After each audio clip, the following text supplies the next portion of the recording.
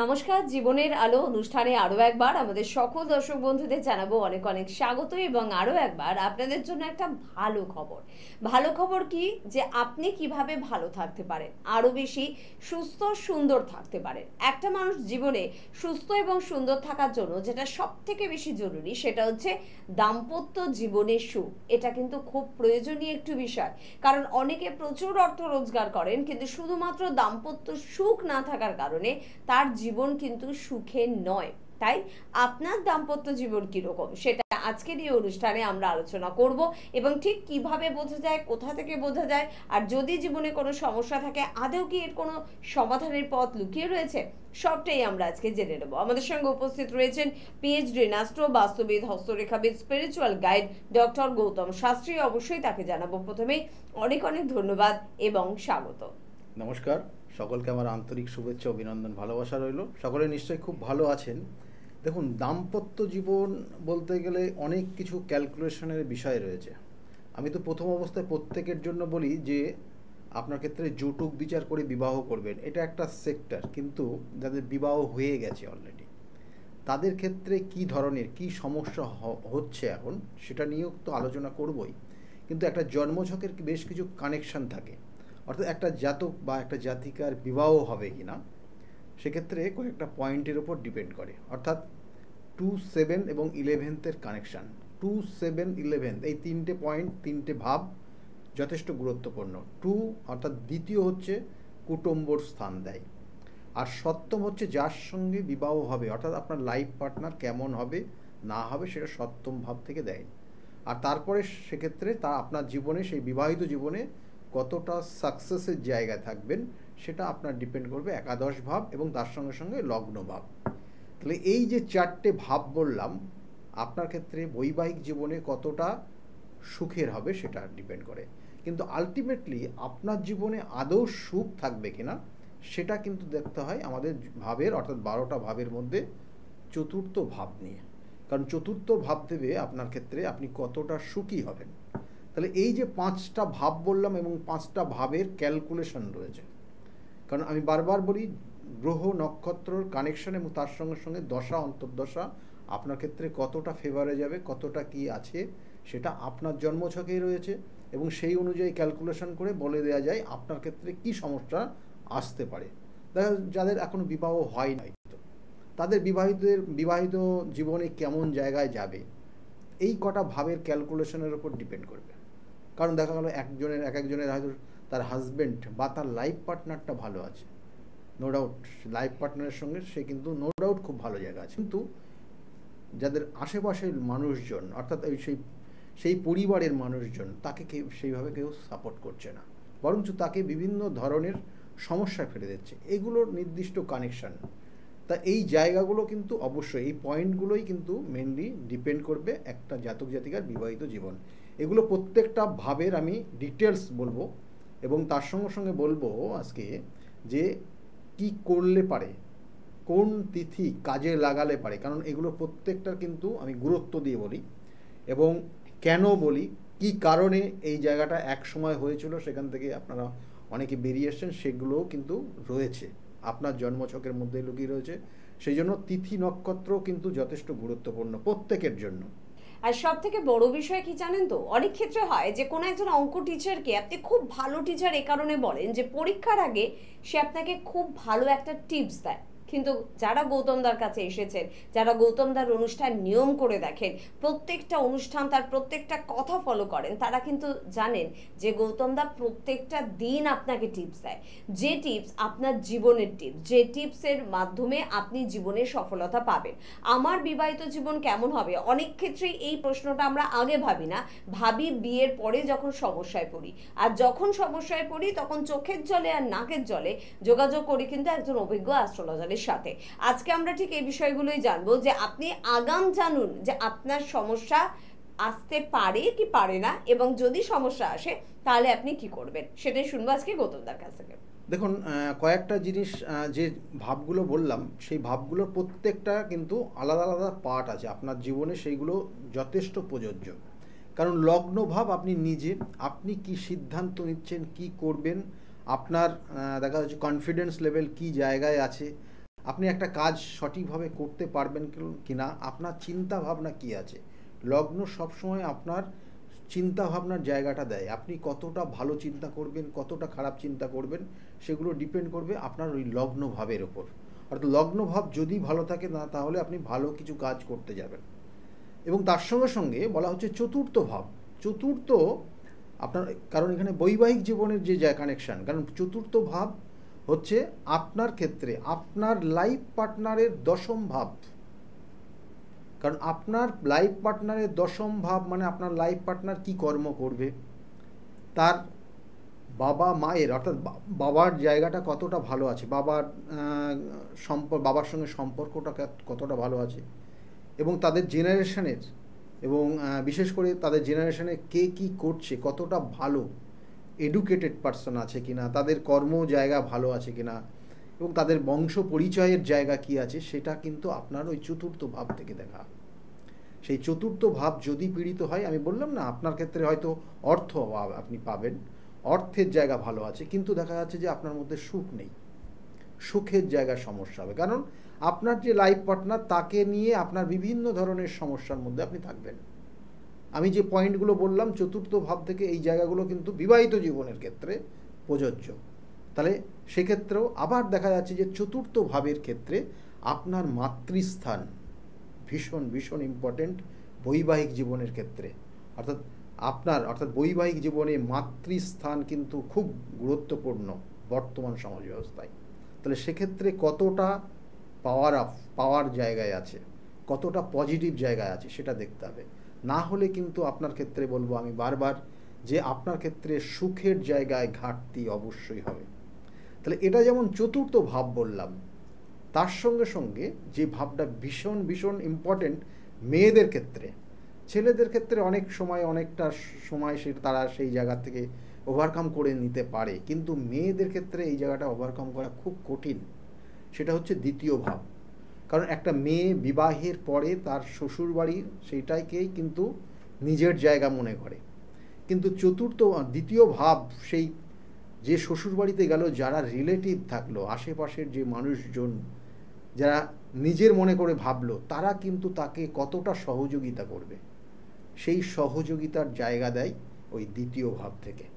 কারণ দ্বিতীয় ভাব যদি পীড়িত হয়, যদি কেতু থাকে, যদি রাহু থাকে, তাহলে কিন্তু সেই পরিবারের সেই মানুষগুলোর সঙ্গে সেই জাতিকা আন্ডারস্ট্যান্ডিং হবে না, তার সঙ্গে মনের মিল হবে না। বরঞ্চ সেই জাতিকা অর্থাৎ তার ক্ষেত্রে, সেই মেয়েটার ক্ষেত্রে যে কাজটা করুক না কেন, সেই প্রত্যেকটা কাজে খুঁত ধরার চেষ্টা করবে, এবং একটার পর একটা তার নামে বিভিন্ন ধরনের বদনাম দিতে থাকবে।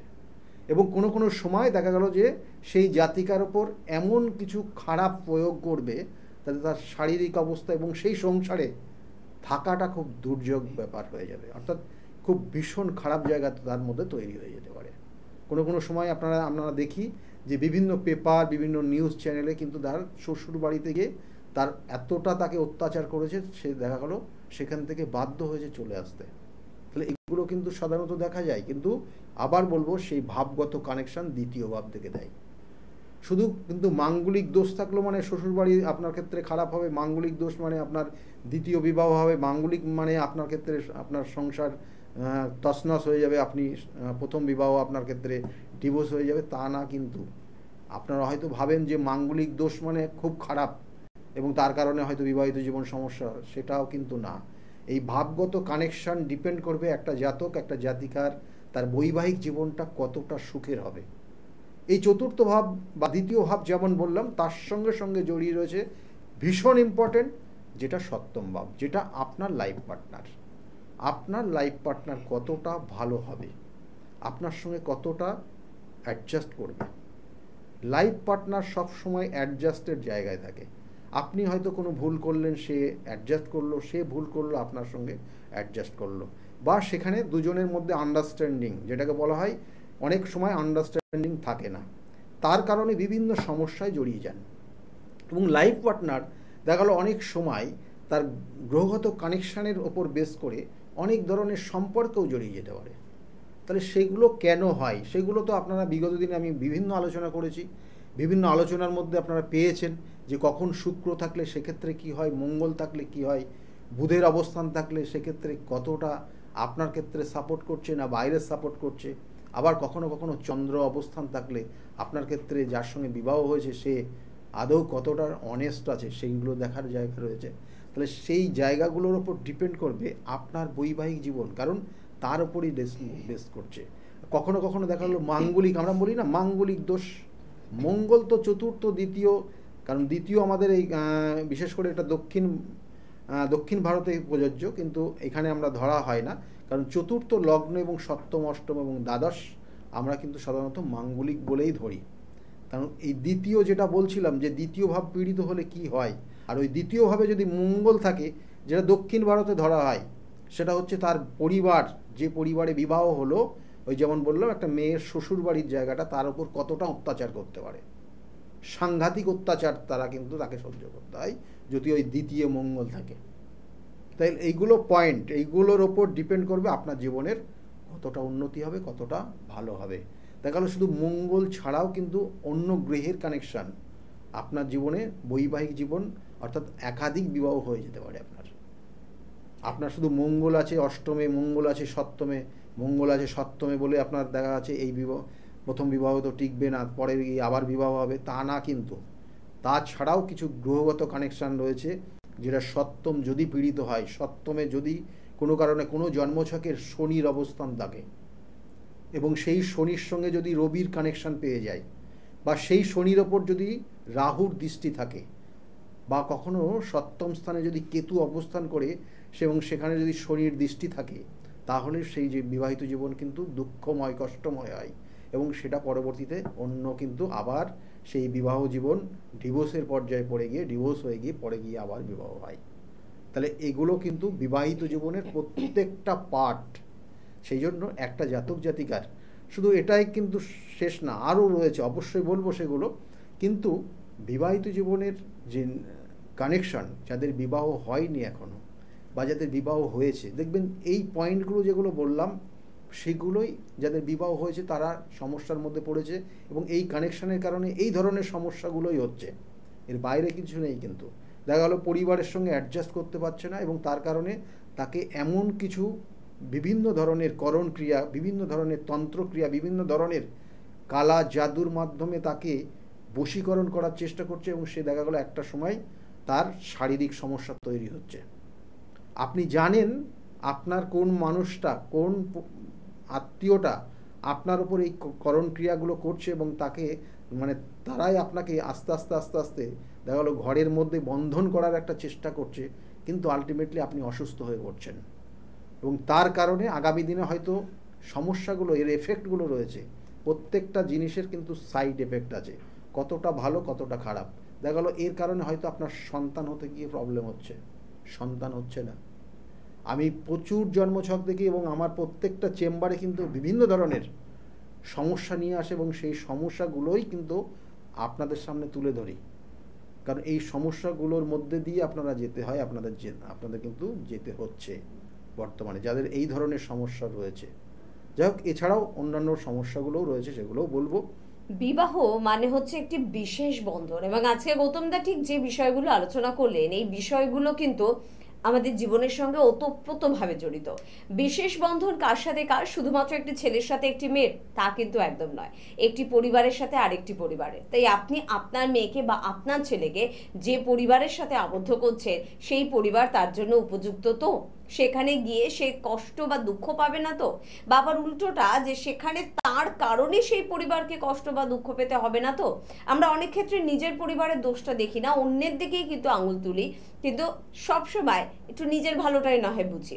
একটু স্বার্থপর হন আপনি, অসুবিধা নেই কিছু, তাই নিজের জন্মছকটা বিচার করে নিন। অবশ্যই কিন্তু যখন আপনি বিবাহিত জীবনে প্রবেশ করতে যাবেন, যে আপনি কোনো দুঃখ পাবেন না তো, বা আপনার কারণে কেউ কোনো দুঃখ পাবে না তো?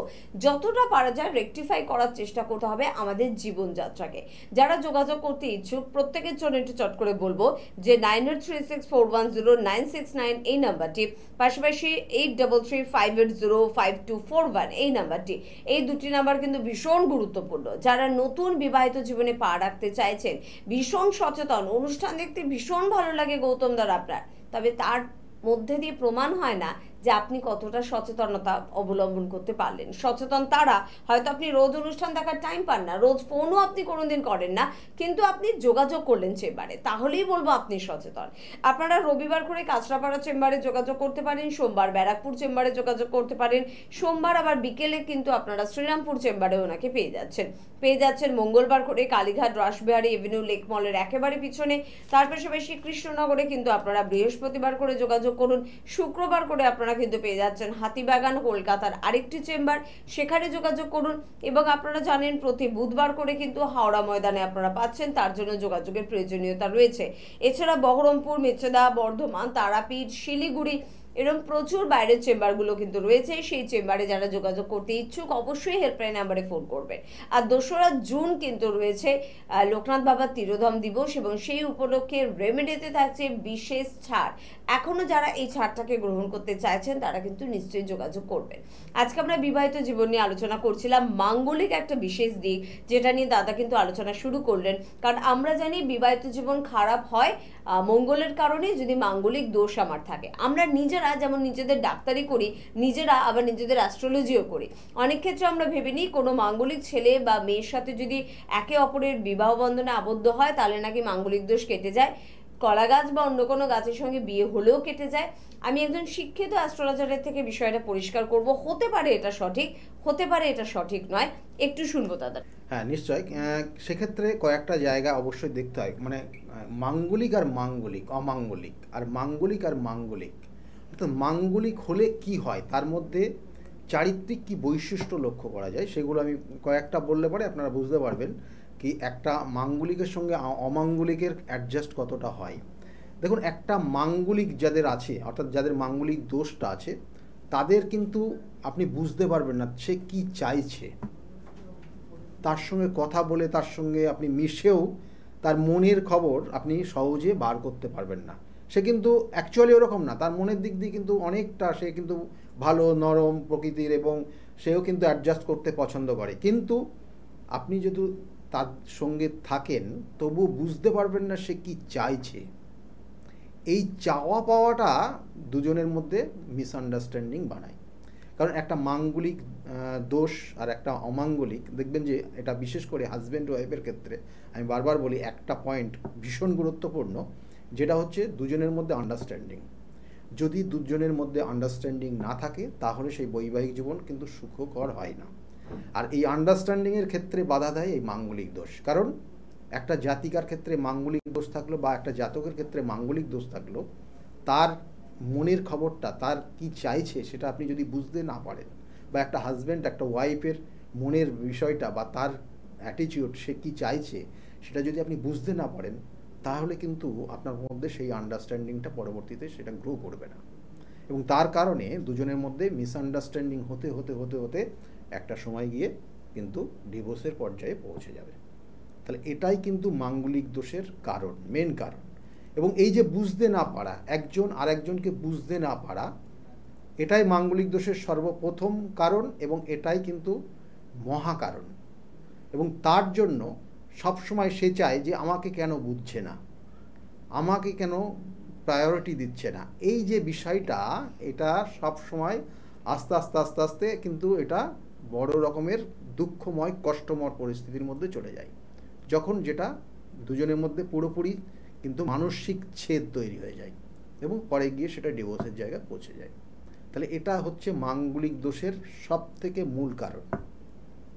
কারণ একজন আর একজনকে বুঝতে পারেন। একজন দেখা গেল চাইলো সে জল, বা তার প্রয়োজন এই মুহূর্তে জল খাওয়ার, সে কিন্তু জলের ব্যাপারটা সে চাইলোই না, সে দেখা গেলো কোনো ফাস্টফুড খাবার এনে দিল।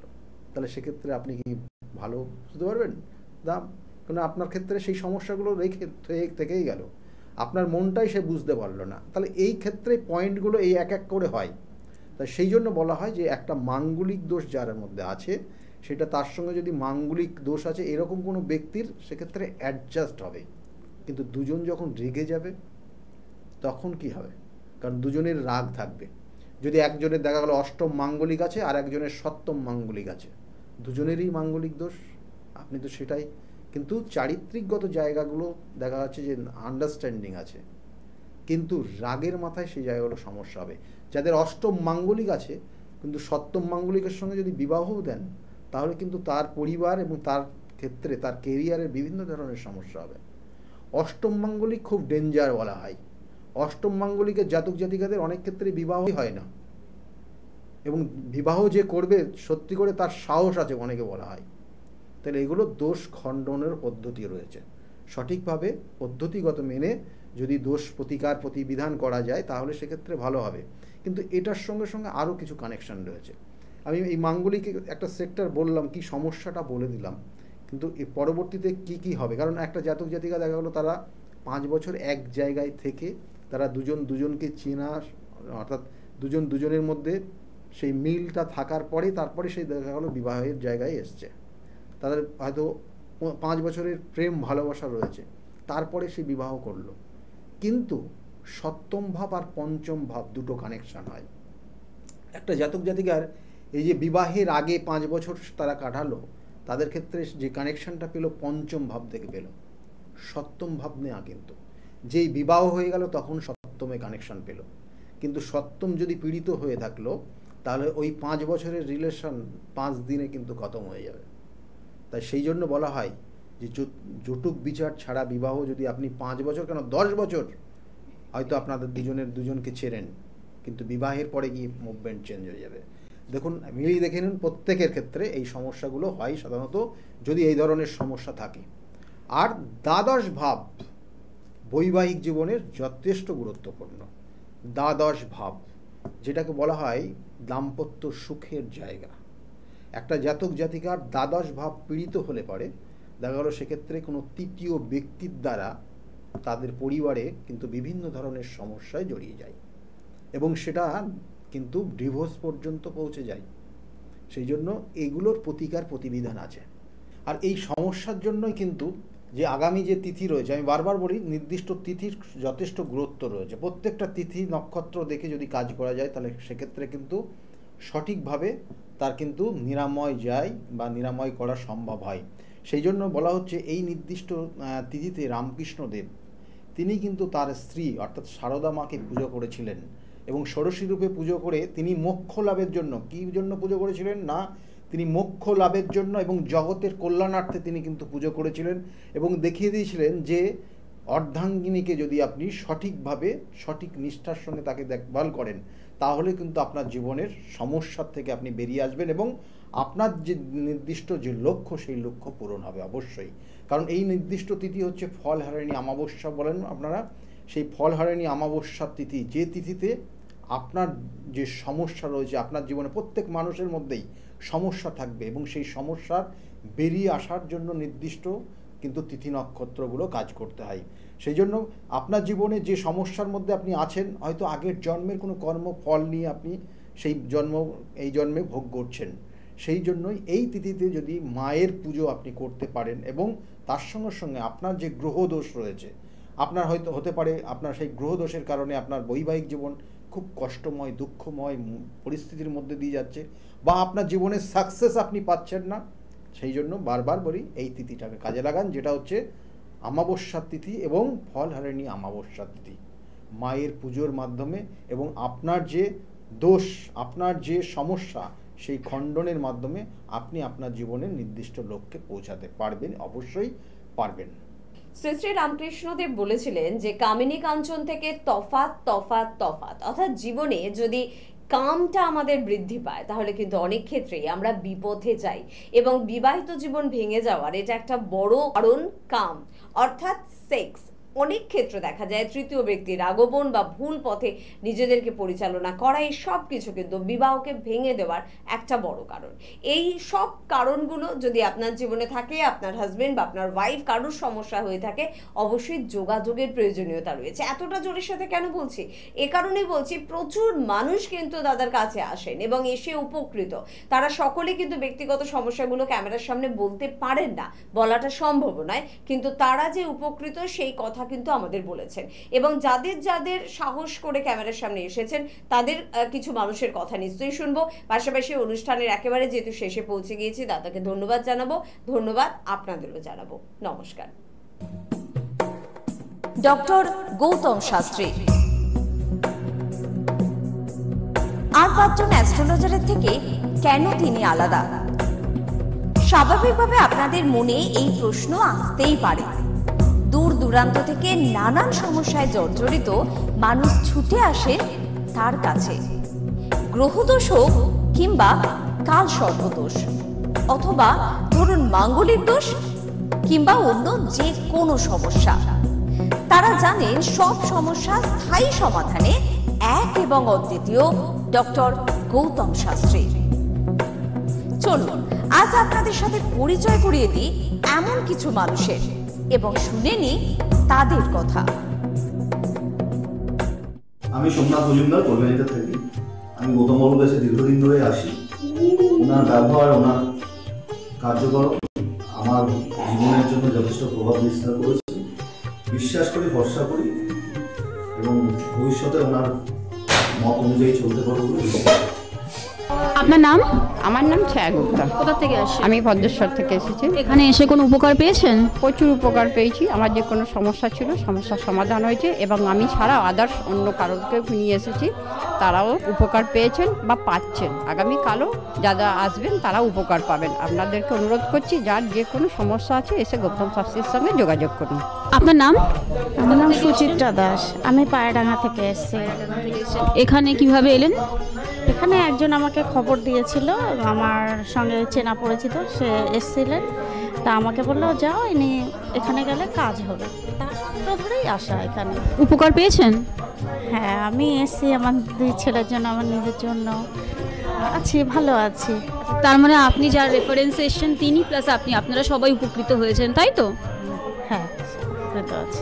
আপনার নাম, কোথা থেকে এসেছেন? শিবানী কর্মকার। আমি দমদম অঞ্চল থেকে এসেছি, মানে বাঙুর থেকে এসেছি। এখানে কিভাবে জানতে পারলেন? আমি ফেসবুকের মাধ্যমে জানতে পেরেছি ডক্টর গৌতম শাস্ত্রীর কথা। উনি হাতিবাগানেও বসেন, সেখানেই আমি গিয়ে যোগাযোগ করেছি আর কি। যোগাযোগ করার পর আমি ওনার বাড়ি কাঁচরাপাড়ায় এসেছি ওই রটন্তী কালী পুজোর উপলক্ষে পুজো পাঠে যোগদান করার জন্য। আমার এসে বেশ ভালো লেগেছে। ওনার এখানে সবাই কি বলবো, ভক্তি সহকারে মানে নিজের ওনার উনি যা বলেন মোটামুটি ভালোই উপকার হয় মানুষের। শুনেই আমি এসেছি। আমিও প্রথম এলাম, এসে দেখছি চারিদিকে জনসমুদ্র থেকে খুব ভালো লাগছে। আশা করি আমি যে উদ্দেশ্য নিয়ে এসেছি সেটা নিশ্চয়ই কার্যকরী হবে, এই আশা রাখি আর কি ডক্টর গৌতম শাস্ত্রীর কাছে। নমস্কার, আমি শর্মিষ্ঠা। আমি দীর্ঘ 5 বছর ধরে গৌতমদার কাছে আসি। আমি যখন প্রথম এখানে এসেছিলাম, আমার ব্যবসায় প্রচণ্ডভাবে ক্ষতি হয়েছিল, কোনো উন্নতি ছিল না, নেগেটিভিটি আর ডিপ্রেশন আমাকে ঘিরে ধরেছিল। তো এক আত্মীয়র কথা শুনে আমি এখানে আসি। আসার পর দাদা আমাকে যে অ্যাডভাইসগুলো করেছিল এবং যে উনি ক্রিয়াগুলো আমায় করতে বলেছিল, সেগুলো আমি করার পর খুব ভালোভাবে উপকার পাই। ফলে আজ থেকে 5 বছর আগে যে পরিণামটা ছিল ব্যবসার লস থেকে আমি প্রচণ্ড ভালোভাবে রিকভারি শুধু করিনি, আমি সাকসেস পেয়েছি। এরকম অনেক সময় হয়েছে যে দাদা আমাকে বলেছিল যে এগুলো করলে ভালো হবে না বা এটা করো না, আমি না শুনে নিজের মতন করেছিলাম। ফলে সেখানেও আমার ক্ষতি হয়েছিল।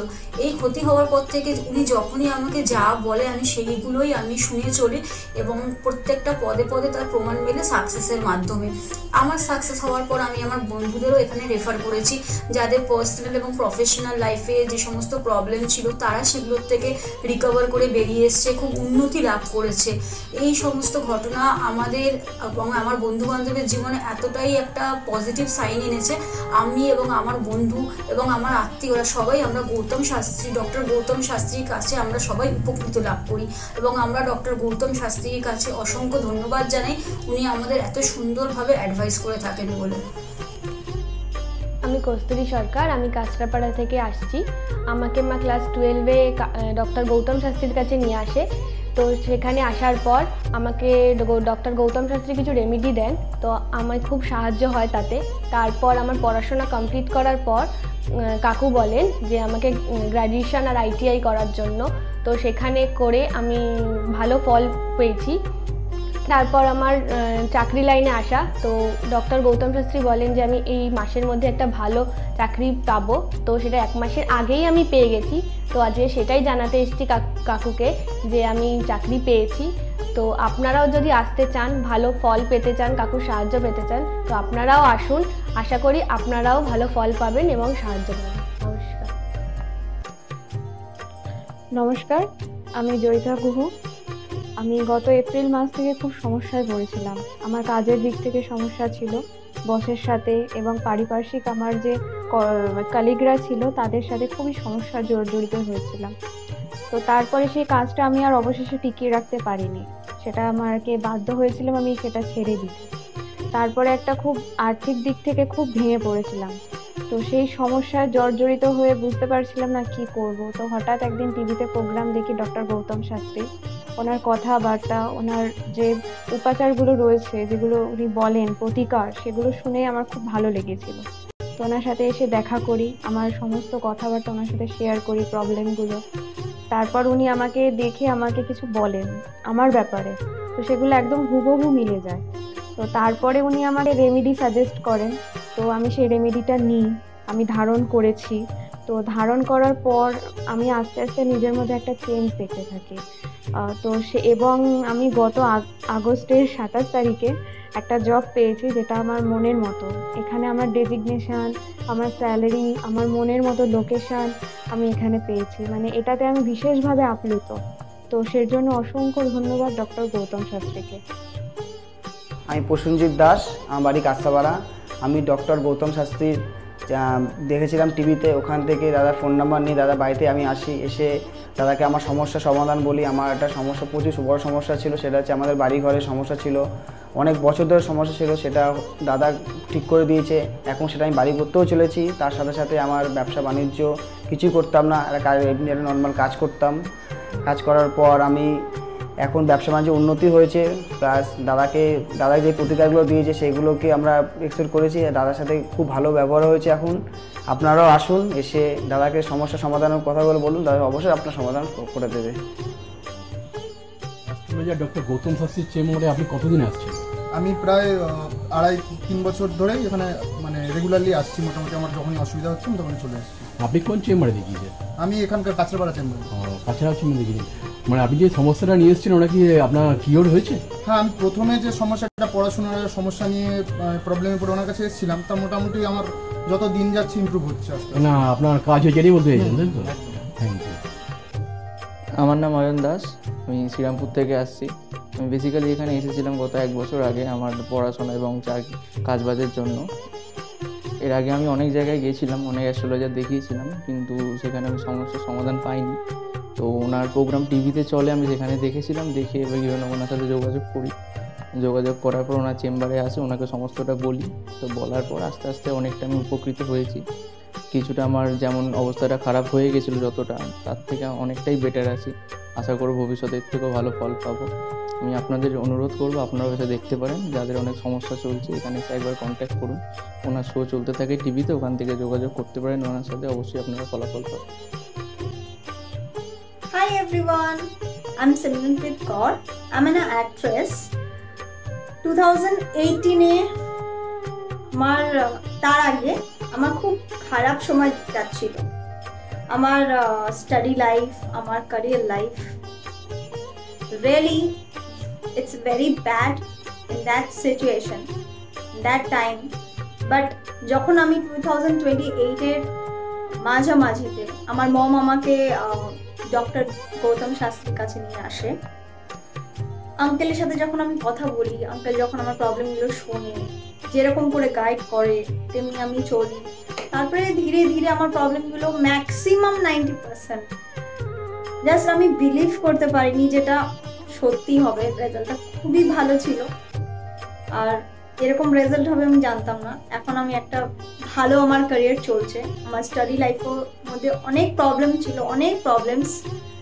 আমার ফ্যামিলি লাইফেও খুব প্রবলেম ছিল, সব প্রবলেম মানে গায়েব হয়ে গেছে। আগে যেরকম ডিপ্রেশনে ছিলাম, খুব ডিপ্রেশনে থাকতাম, খুব মানে একটা খারাপ একটা সিচুয়েশন ছিল। বাট এখন 3-4 মাসের মধ্যে মানে জাস্ট আমি তখন আমি ভাবতে পারিনি। তারপরে আমি তো প্রথম যখন আসি তখন আমি একদম বিলিভ করি না যে এগুলো কি হয় বা কিছু। আমি মাকে বলি হ্যাঁ দেখাবো না, এই ওই অনেক কিছু করি। কিন্তু যখন দেখানোর পর যখন আমি 1-2 মাসের মধ্যে যখন ধীরে ধীরে একটুখানি ভালো হতে পারি, আমার লাইফে যখন একটু করে ভালো হচ্ছিল, আমি ফিল করলাম যে না সত্যি ভালো হচ্ছে ওনার গাইডে। আর তার 3-4 মাসের পরে একদম আমি রেজাল্টটা দেখতে পারছিলাম, ফিল করতে পারছিলাম মানে ন্যাচারালি। আর আমার এখন 2021 চলছে, এখন আমি আঙ্কেলের কাছে আসি। আর আশা করি যে আমি যতদিন আমি বাঁচবো ততদিন আমি আঙ্কেলের কাছে আসতে থাকবো, আঙ্কেলকেই দেখাবো।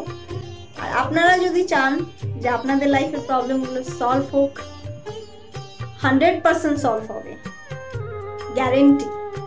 আপনারা আসুন, আঙ্কেলকে দেখান, আর আপনাদের আর আঙ্কেল যেরকম গাইড দেবে তেমনি যদি আপনি চলবেন তাহলে একদম সঠিক হয়ে যাবে, একদম সাকসেস পাবেন আপনি দেখতে পারবেন। Thank you, bye. শুনলেন তো, এনাদের প্রত্যেকের আশা, ভরসা এবং বিশ্বাসের একটাই নাম, ডক্টর গৌতম শাস্ত্রী,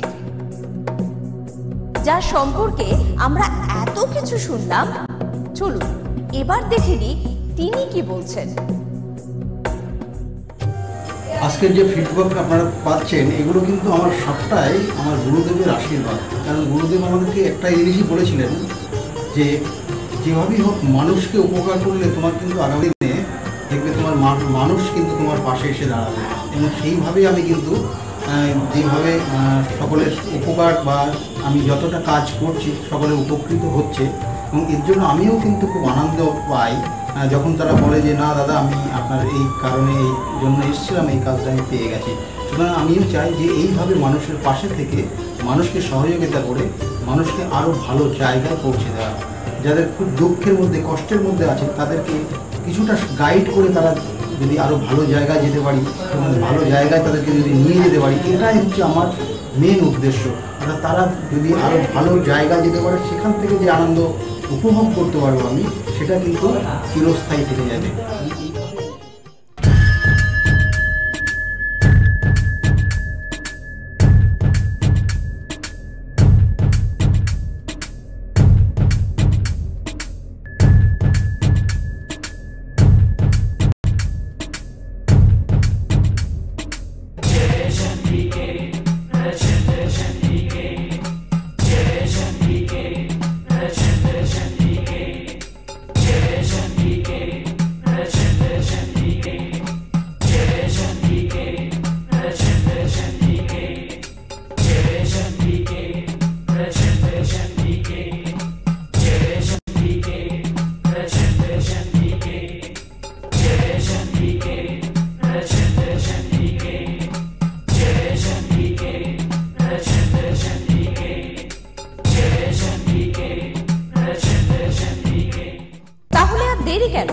চটপট ফোন করুন 9836410969 অথবা 8335805241 এই নাম্বারে। শুধুমাত্র একটি ফোন যা পাল্টে দিতে পারে আপনার গোটা জীবন। জ্যোতিষবিদ, বাস্তুবিদ, হস্তরেখা বিশারদ ও spiritual guide doctor Gautam Shastri, এক এবং অদ্বিতীয়।